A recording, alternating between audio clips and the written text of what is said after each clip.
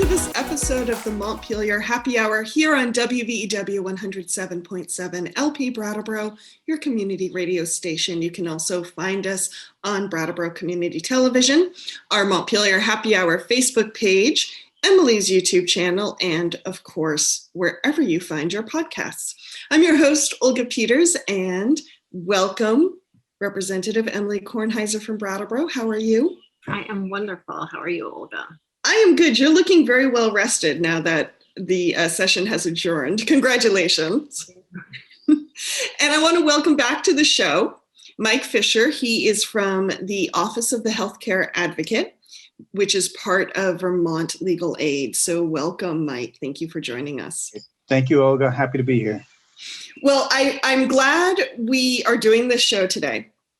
And I want our listeners, I know we go geeky. We're going to go very geeky today. And I really want you to hang on because what we're talking about has the potential to alter, shift, change your healthcare premiums. And so we all care about this and we care about you. So please stay tuned to the end. So Emilie, let's start with you. One reason we're talking about this and one reason some of this, what we're about to talk about with premiums has been triggered is because of the latest round of federal stimulus funding. So could you lay the groundwork for listeners, please? I'm going to do my best. Healthcare finance is incredibly complicated and is very closely guarded by the Healthcare Committee. It's one of those, we've talked before about how some of the committees really try to stay like as insular as possible so as to prevent outside interference by other people who think they know better but don't actually understand it. And the Healthcare Committee is one of those committees that does a very good job of that. And they might have good reasons too. And I was about to say, I think they have very good reason because it's one of those issues where because everyone touches it personally, they all think they know better, right? And so I think Mike will do a better job going deeper on the details here, but essentially Vermont structured its health insurance marketplace pre-Obamacare, which was, very early sort of in the network and created certain pools in order to spread out the costs of insurance and care. And part of doing that and doing that well means making sure that you have pools that are diverse enough that you won't wind up with a pool of that you won't wind up with a group of folks whose care costs a lot more than another group of folks because you want to sort of spread the risk out as much as possible. And so the non-personal side of me getting engaged and curious about all of this happened last year when we were looking at some Trump era tax code changes. And almost accidentally, a certain type of insurance was allowed to be sold in our marketplace. And that was essentially like this super, super high deductible, low cost insurance that I think was mostly being sold by our Chamber of Commerce, but I think a few other spots. Is that right, Mike? And so we quite controversially put the kibosh on that because it was going to increase the cost of care for everyone long term.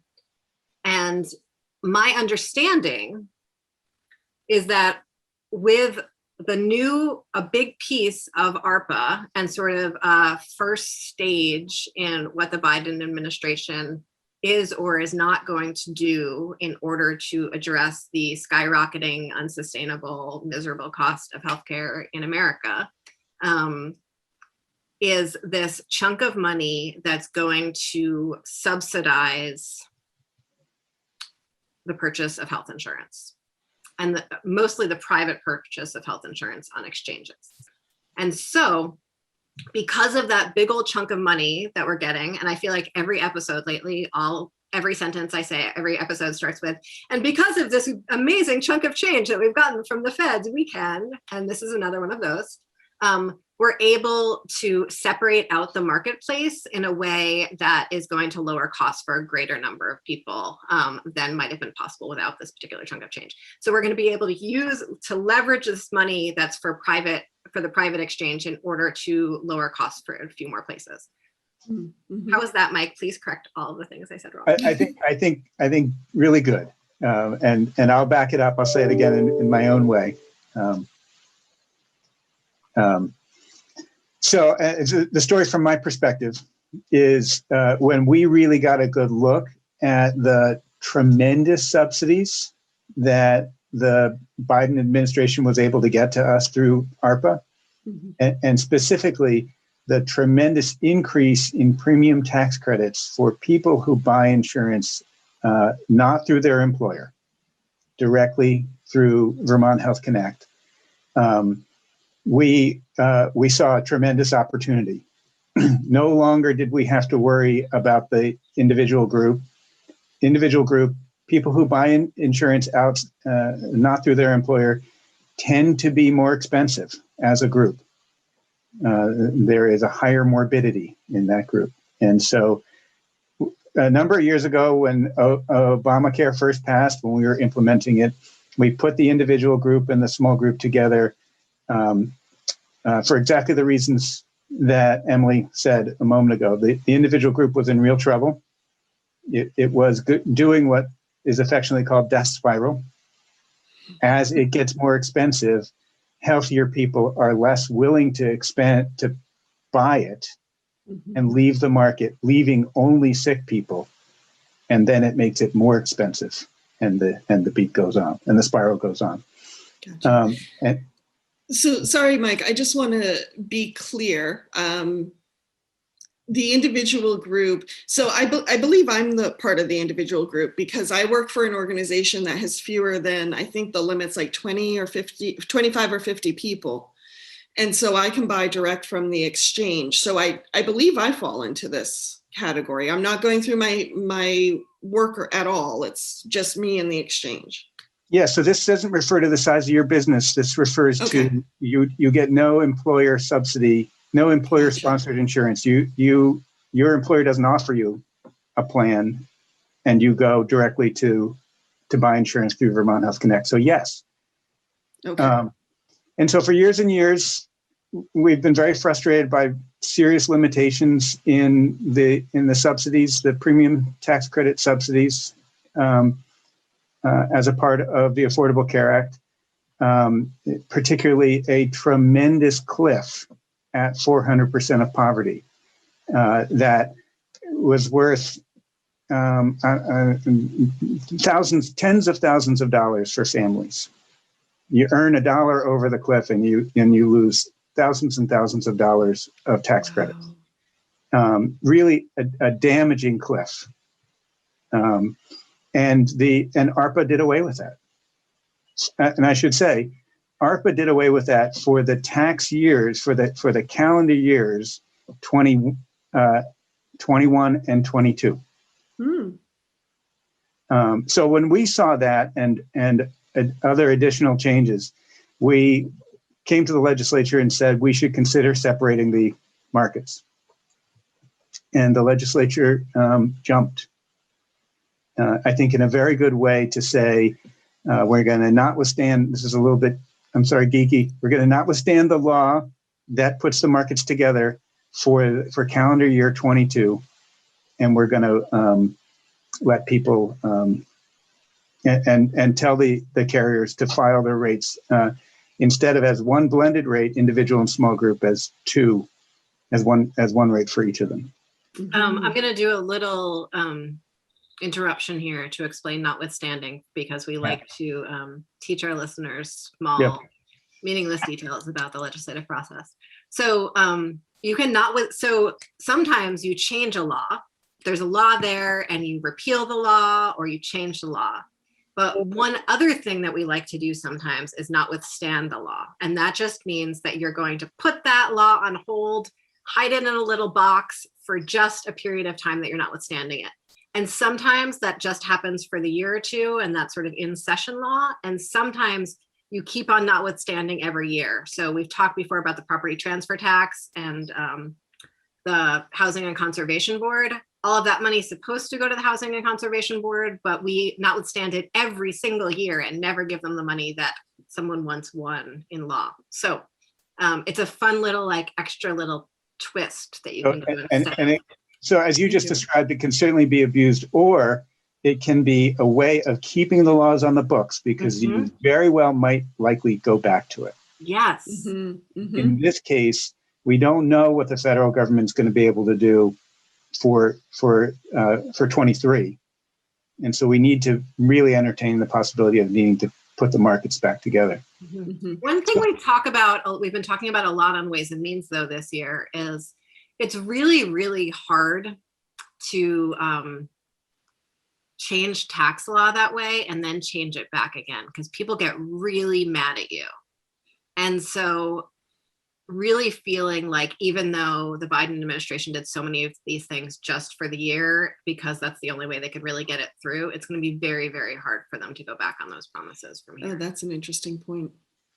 One thing I'm a little curious about is I'm wondering how all these calendars are going to line up.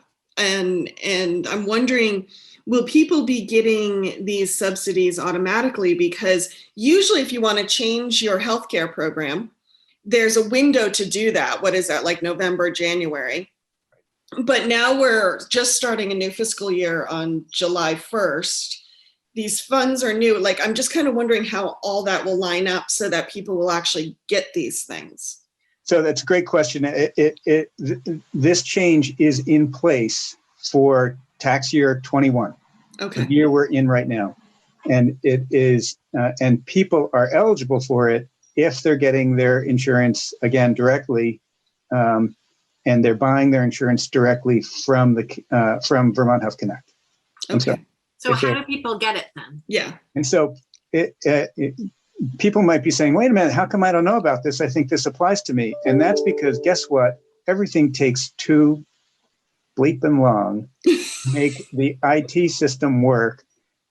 All kinds of IT systems, but if you haven't heard that Vermont Health Connect is a complicated one, it is. And I actually want to give them some credit. They're making tremendous progress and are on track to have this in place in the next couple of weeks for July 1st.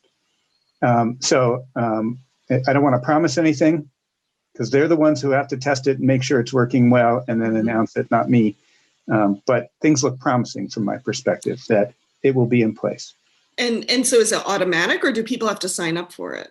So for people who are already in buying insurance through Vermont Health Connect, it will be automatic for them. For people who currently buy directly from Blue Cross or MVP, they are getting they have got notifications. They'll get more notifications that they should consider shifting over to Vermont Health Connect in order to be eligible for the tax credits. I don't know if I realize that there are people who buy directly from the insurance companies and not through the exchange. Yes, quite a few. And why would someone do that? Because if you were over the subsidy level and you wanted to deal directly with your insurance company, who maybe had a billing system that worked a little bit better than Vermont Health Connect, you might have done that. And we actually encouraged people to do that just a few years ago. And now we're strongly encouraging people to go back. It's worth thousands and thousands of dollars. It's a tremendous subsidy for people who are eligible for it. And so then how will this change the experience of folks who get insurance through their employer? So good question. The ARPA had no direct impact on that population, but because we saw this opportunity, and the legislature recognized it and took action. Thank you, Emily. For next year, right now we are in the middle of a rate filing. The Blue Cross and MVP have proposed rates for 22, and so. There are hearings in a few weeks, and I'm going to make arguments that the rates are too high, and the carriers are going to make arguments that the rates are sufficient and not too much. But the proposed rates are noteworthy because we see exactly what we expected to see. And I'll just say what Blue Cross proposed is an increase in their individual group market of 7.8% and a decrease in their small group market of 7.8%. So, I'm sorry, I should say 7.9% in the individual and a decrease of 7.8% in the small group. So people are out there thinking, I've talked about this a few times, and I've gotten some angry phone calls afterward of people saying, how come the individual's getting, left behind? I want to just say again, the subsidies available to this group of people who are by as an individual will more than make up for that increase.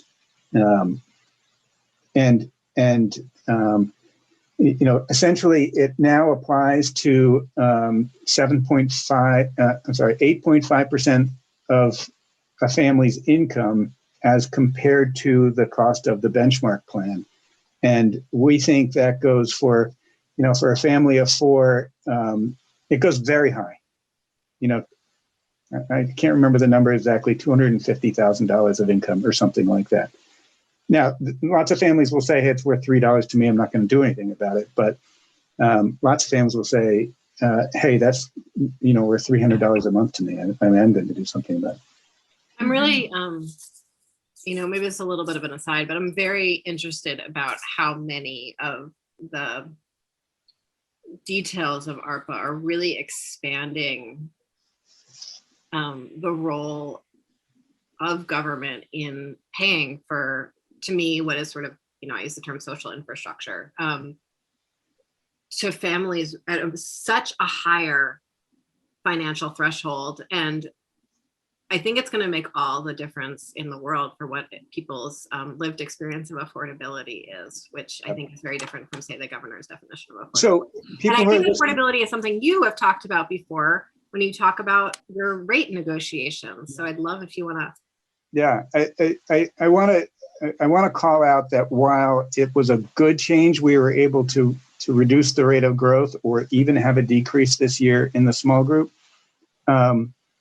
People who get insurance through their employer won't see this kind of. I didn't give the MVP numbers; they're not as good, honestly, and these are proposed numbers that we'll fight about.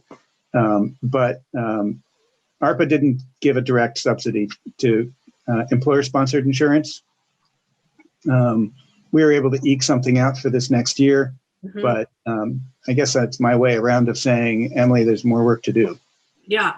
Oh, so much more work to do. And so on some level, are we transferring some of the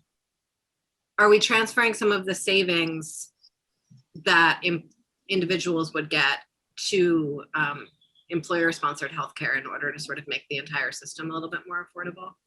We were able to rate the small group market for their actual experience, which was a significant cost savings for them, and able to not hurt the individual market because of the federal subsidy. Okay. That makes a lot of sense. I want to mention just another detail or two about, or maybe just one more detail about ARPA that I think is really important. If you received at least 1 week, if you received any unemployment in the year, ARPA provides for an even more generous subsidy for health insurance. And how would someone know how to access that? And so I want to repeat again, this unfortunately doesn't apply to someone who currently has employer-sponsored insurance. It only applies to somebody who, well, they could be uninsured at the moment, or they could be buying directly through the Vermont Health Connect. And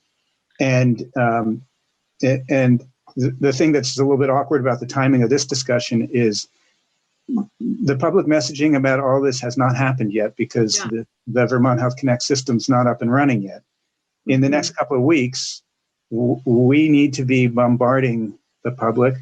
We need to be sending direct messages to everybody who got unemployment. Now, asking Department of Labor to do something's a little bit tricky today, but Vermont Health Connect needs to take on the job of doing that outreach, making sure people know about a significantly more generous subsidy that will provide for not only lower rates, but also lower out-of-pocket costs. So you said that most of the savings will happen automatically if someone's already on the exchange, but the exchange doesn't know who was on unemployment and who wasn't. So how would someone who was already purchasing their health insurance on the exchange, collected unemployment for 2 weeks at some point in this last year, how would, once the computer system's up and running, what should that person do? Well, that person's going to get outreach both through general media and direct. I should say they should, if they do it right. And some of it will happen automatically for people, but sometimes in the example you just gave, people are going to have to take some action on of their own. They're going to have to respond and affirmatively say, I had this. To the exchange. Yeah. Okay, great. And I got to pause a little bit. I don't want to get ahead of myself. Mm-hmm. I don't know exactly the rules that are being laid out and whether it's possible. I should say it would be a good thing if they were able to match names between Department of Labor and but I don't know. We don't know exactly how some of these details are going to play out. I think that they would need legislative permission to match that data. Oh, interesting. They might. And I also don't know if they are. They may already have it. Okay, if they already have it, that's great. Otherwise, the IT system of the Department of Labor is, from 1984 and can't export anything. And so I just wanted to make sure, I also know in my community, I talk to a lot of folks who are on unemployment very regularly. And I think a lot of folks have stopped paying any attention to any mail from the Department of Labor at this point because there's so much of it in so many different directions.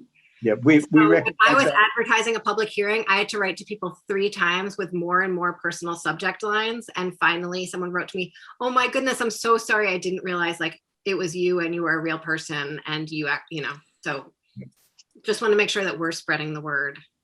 I will say just another sentence about this term affordability and sort of call out one of the things that I think healthcare policy folks often miss. We talk about people being insured.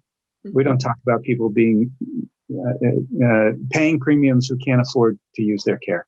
Yep. Yeah. And more and more over the last number of years, people are buying, the plans include more and more cost sharing. And we hear from people regularly at the Healthcare Advocate's Office. I should make a plug. If there's anything that I've said that makes you go, wow, I need to know how this applies to me. And, I think Mike Fisher might be talking about me and I need to get a better understanding of it. My office runs a helpline that's staffed by 8 incredibly knowledgeable advocates who are available to answer questions. And our phone number is 800-917-7787. What was that number? 800-917-7787. And I would like to put in a plug for your plug because I am a huge fan of just the general structure of advocate offices and ombuds offices, because I think that everyone needs a helping hand to work their way through bureaucracy sometimes. But your office, I always feel like whoever I send your way is going to be well taken care of. They'll both get help accessing the system, but I also feel like people then leave understanding the system better so they can advocate better for themselves. And that is just all I want for Vermonters. Thank you. And I will pass that message on to the people doing the work because they need to hear it. Treating people with respect and fighting for them to help them get what they need is what we do our very best to do. And so, we're talking about insurance and the cost of insurance and the details around ARPA. I want to broaden just a little bit. If there's something else going amiss in your care, If there's a bill that's not being paid and you think it should be paid, you might think it's the insurance company, or you might think it's your provider. It might be the combination of the two. This is a complicated, crazy system we've developed. My office is there to do our best to help. Thank you. And if I could, just before, I know we're about to go to the break, Olga. Well, I was going to say anything else before we go to the break. I have something. This is very specific to our Windham County audience that, so mostly for radio listeners, I'm saying this, but mammograms are free. They're covered by your insurance, but because of the complicated relationship between Brattleboro Memorial Hospital and Dartmouth Hitchcock, you are going to get a bill for your mammogram and you're going to have to call 3 people and fight about it. And it is worth it. It's a yes. Massive disconnect between their computer systems, and they will fix it, and they're happy to fix it. But it is worth your time to call before they send you to collections, because mammograms are free. Yeah. Yes, and as someone who got those bills and called Emilie freaking out, it is totally worth the call. After the first time I freaked out, and now every year I'm like, I know what I have to do to fix this stupid problem. And I got to give just a detail or two more. Yes. Screening mammograms, screening breast imaging is free. It includes ultrasound for screening purposes. For diagnostic purposes, cost sharing and deductibles apply. Mm-hmm. And so what that means is you're going in for your regular checkup, and you have there's no specific event that's making you come in, then it's actually not free, Emilie. We all pay for it through our premiums, but there's no cost sharing. You shouldn't have to reach into your pocket and pay more, even if you have really shoddy insurance. Yeah. So thank you, Emilie. Thank you, Mike. Everybody stay tuned. The Montpelier Happy Hour on WVEW 107.7 LP Brattleboro will be back in a moment.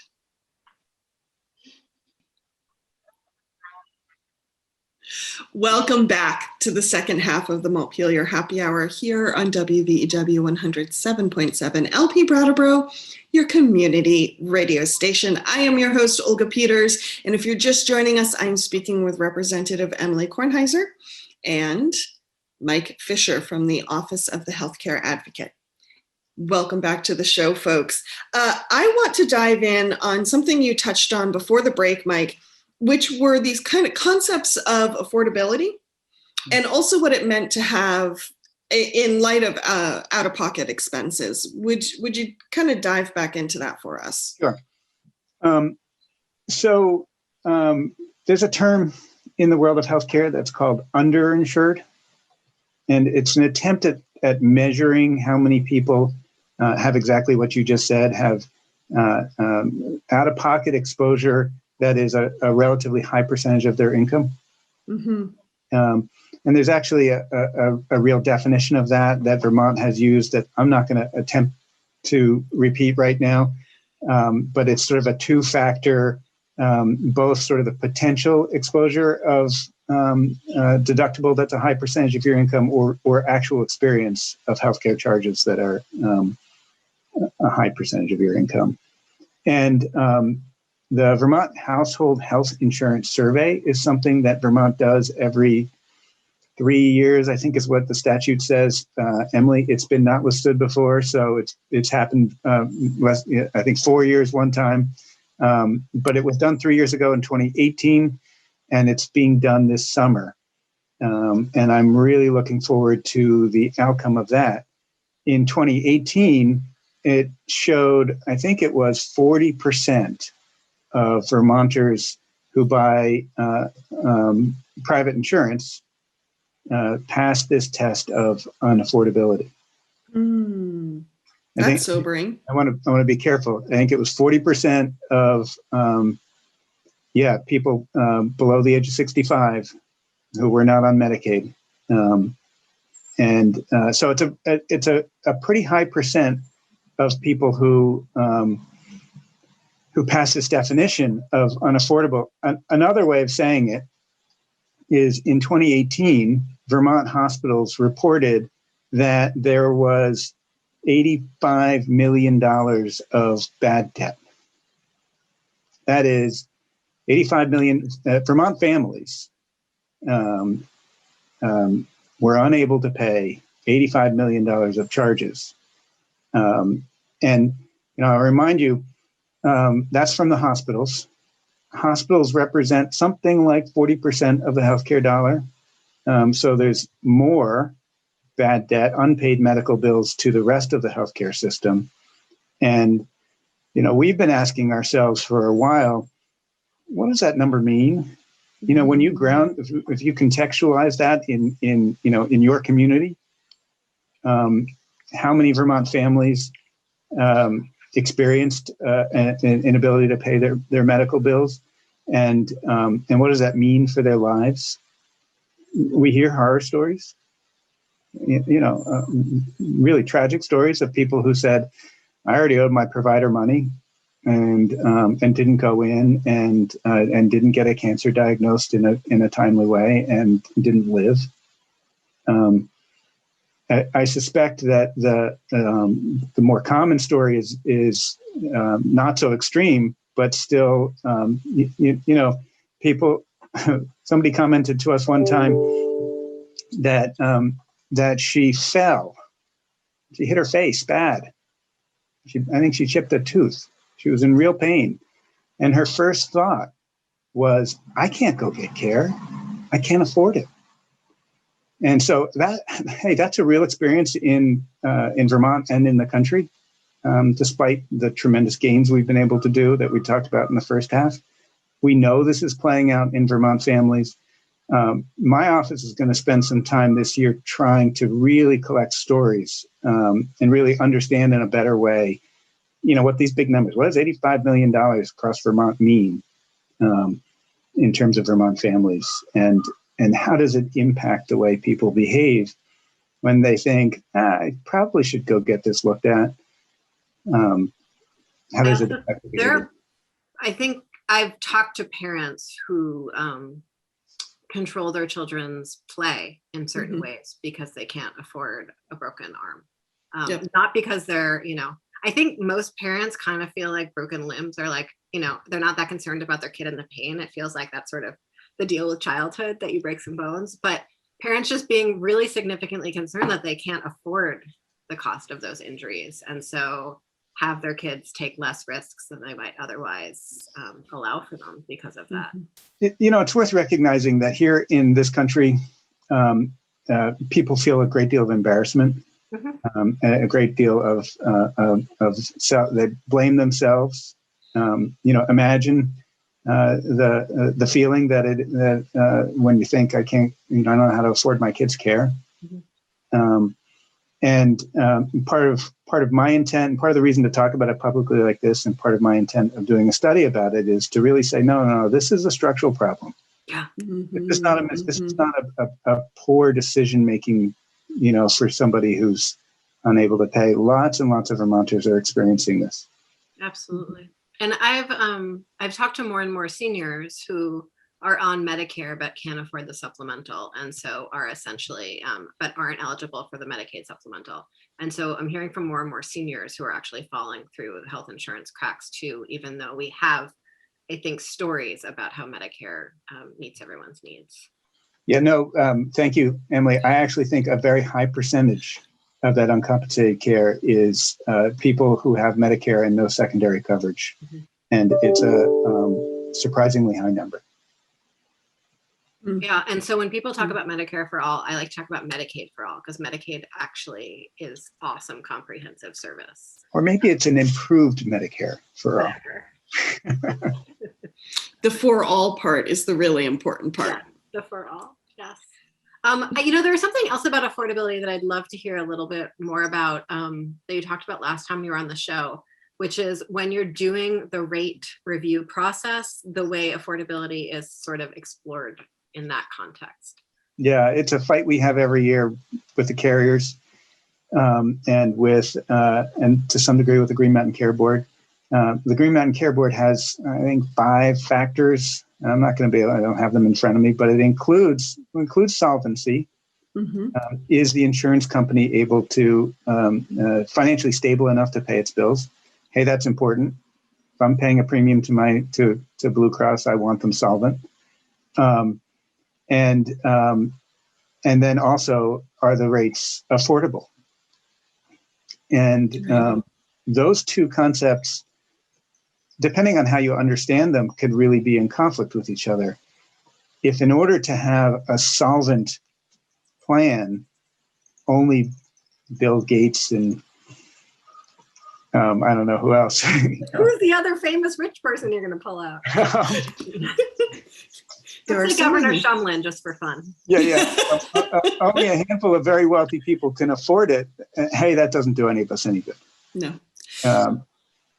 So this little bit of a left curveball here. Yeah. I'm curious. You talked about structural problems. You talked about the affordability and the solvency. If we were to back this out from focusing strictly on healthcare and how people pay for it, what other levers in Vermont society need to be pulled so that maybe those issues of solvency and affordability were not in so much conflict? Yeah. Yeah, I think it's a great question. And I go back a little bit to the cliff in the Affordable Care Act that is fixed for this year and next. And we really need to be fixed beyond that. But that cliff at 400% of poverty it also falls at a place where people lose income tax sensitivity on their household incomes, supports, for college for their kids, a bunch of other supports. And it sort of lines up in a particularly damaging way, for hardworking Vermont families that, on paper might look like they're doing okay, but they're particularly exposed. Mm-hmm. We've talked to Deb Brighton a few times, who works with the Joint Fiscal Office and was on the Tax Structure Commission, about the sort of the felt experience of that trough from, $30,000 a year to $90,000 a year, and how often for a family, like the actual extra cash you have on hand barely changes in that huge area because we don't line up all of these subsidies and benefits on top of each other very often and say, how do these all work together to impact a person's life? The legislature's Joint Fiscal Office does a study every year, the basic needs budget. Yeah. And it's a really interesting exercise. I fear a little bit that it was asked for a number of years ago and it's not used too much now. But it's a great deal of work, and it's a very interesting document that exposes exactly what we're talking about. Yeah. What I always find interesting when I have conversations outside the Montpelier Happy Hour about things like economics and wages and household incomes and taxes and all these things, I'm always amazed at how willing people are to say, well, that's too much, or we should be able to get by with just this. Like there's always this sense of like, bring the bar down, bring the bar down, bring the bar down. Instead of, as Emilie has said on the show multiple times, we're not actually looking at what things actually cost and what people actually need to meet those costs. And I think that's just a really interesting disconnect I hear in a lot of these conversations around anything financial. And I think if we could figure out the cost of healthcare a little bit better, then that would really, for businesses that are buying healthcare for employees, that would really free up a lot of dollars to be paid out in wages to people. So there's just one, I think, example of how the system sort of feed each other. It's a incredibly complex system that is built with a lot of processes that cost a lot of money. Yeah. The way claims are figured out, and the number of people who are focused on the exchange of money, not focused on the care.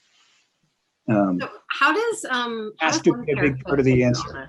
Sorry, go ahead. Right. How does one care fit into all of this? Oh, good question. Good question. Hard one to answer. The theory is a really interesting one.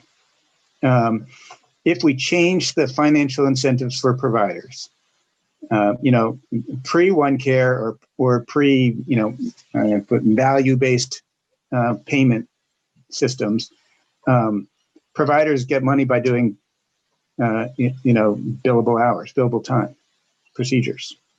And so some people say, hey, that just drives business and drives money and is not so linked to whether people really need care. I got to pause there and say, I'm a pretty critical guy of our healthcare system. I'm really critical of the financial interests and the way it changes what actually happens. I'm not that negative about our providers. Mm-hmm. I'm pretty negative of some of the, again, the financial systems on top of our providers, but I don't think providers are out there just willy-nilly doing more care. Someone will tell me there's examples. I know it. There are examples.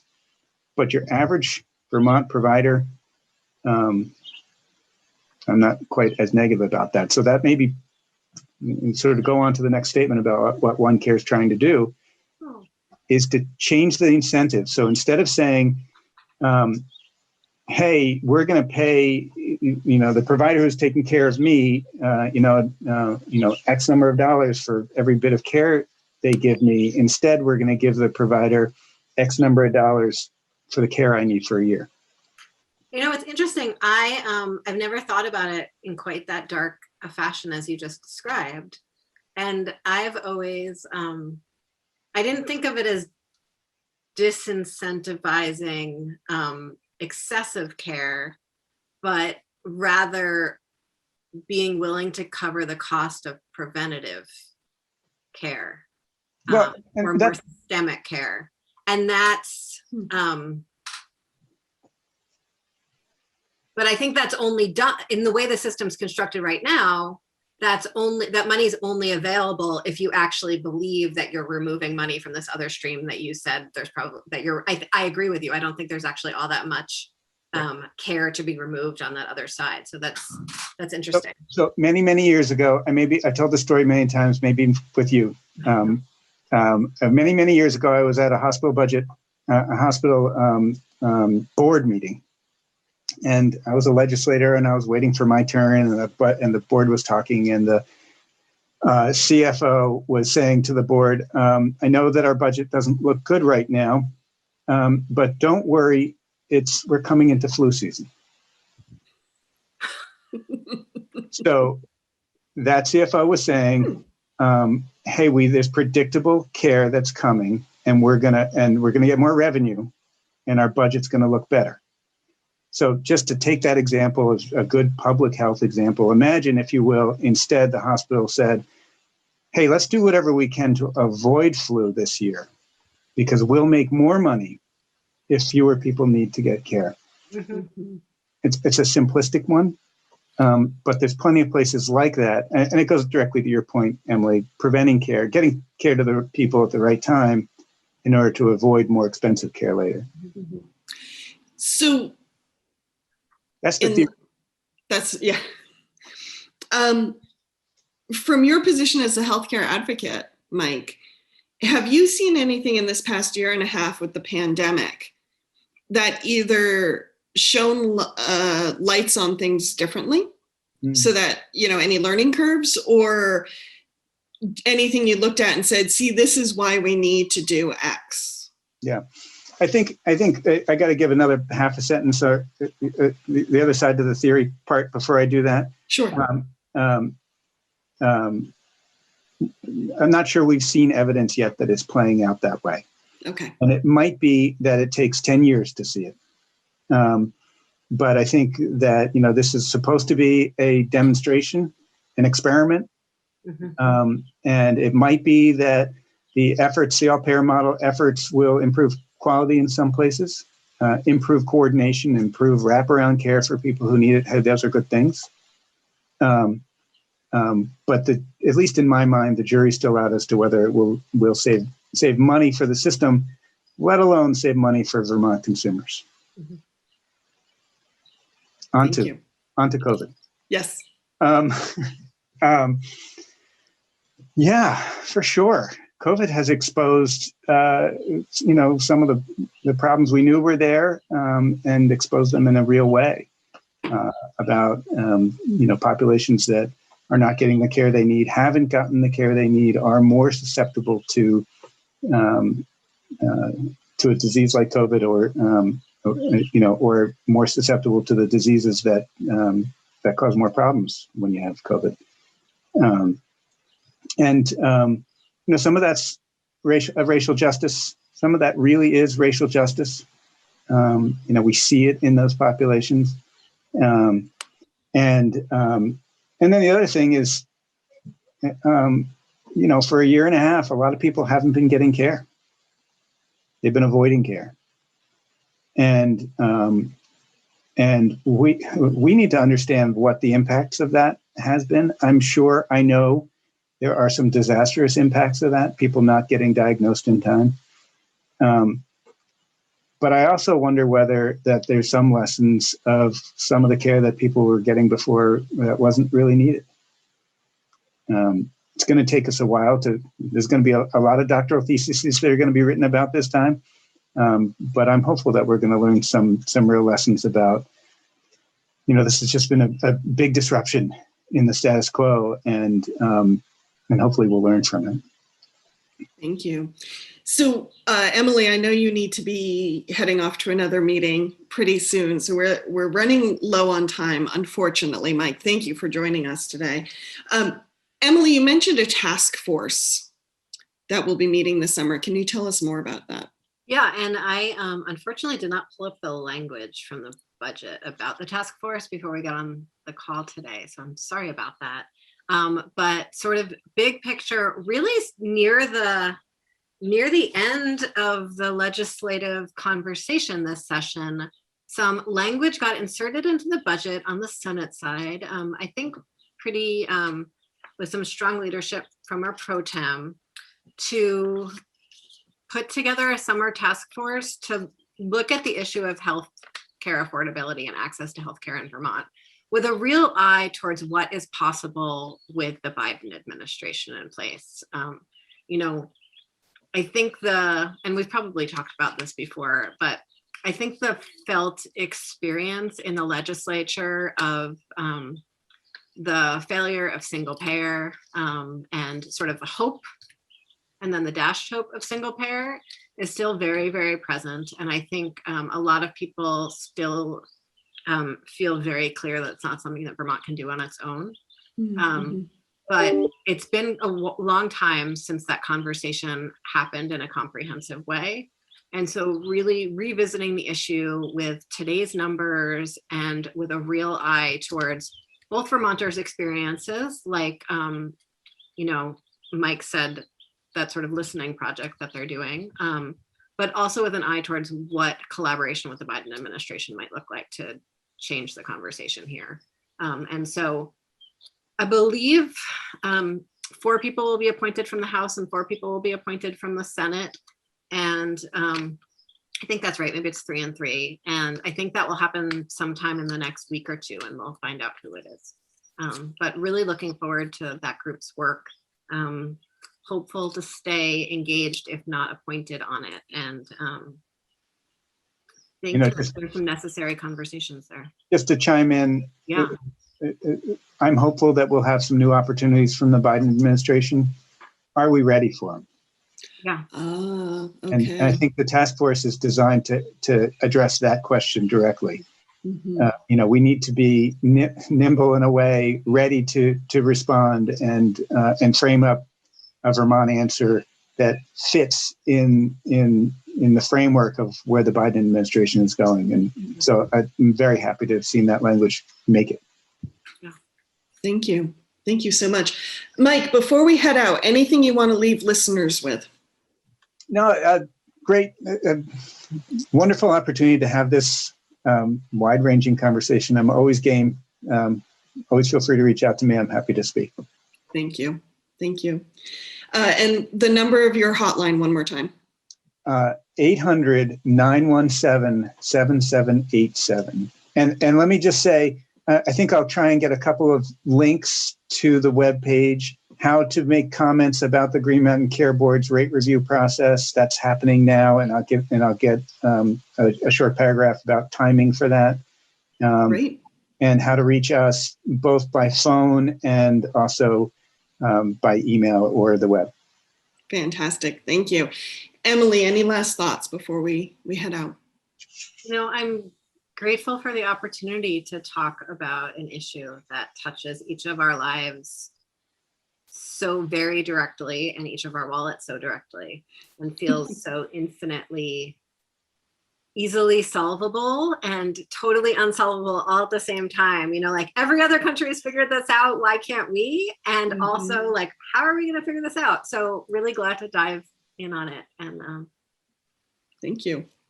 Well, to you, Mike, thank you for joining the show. And thank you to all the healthcare advocates in your office. We will be back next week. Take care, everybody.